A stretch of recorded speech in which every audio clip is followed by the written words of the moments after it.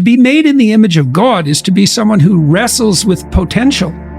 The fact that you're suffering doesn't justify your immorality. You're called upon to act nobly regardless of your catastrophe. One of the things that makes people more neurotic, so experience negative emotion, is self-consciousness. And so really what that means is the more you think about yourself, the more miserable you are. Because there's an idea in Christianity that you should pick up your cross and walk up the hill. And that's dramatically, that's correct. That's the right answer. It's like, you've got a heavy load of suffering to bear, and a fair bit of it's going to be unjust. So what are you going to do about it? Accept it voluntarily, and try to transform as a consequence. You want to have a chat with God, because you seem to be in there fairly tight with him. How about you get him to call off the snakes, and maybe we'll behave a little better? How's that for a deal? And Moses says, okay, I'll see what I can do. And he goes and has a chat with God, which is no trivial matter.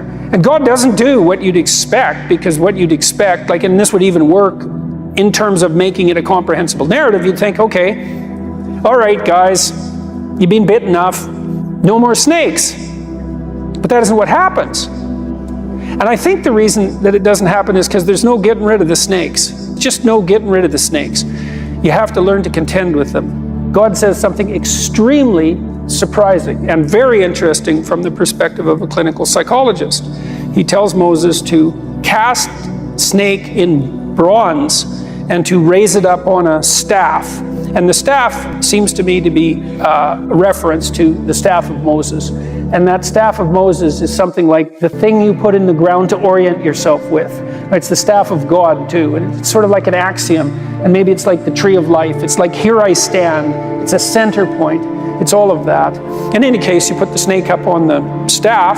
That's also the symbol of healing, right? The physician symbol of healing, the staff with the snakes. And so it is a symbol of transformation, and partly that's because snakes shed their skin and are reborn, and so they're viewed as agents of transformation.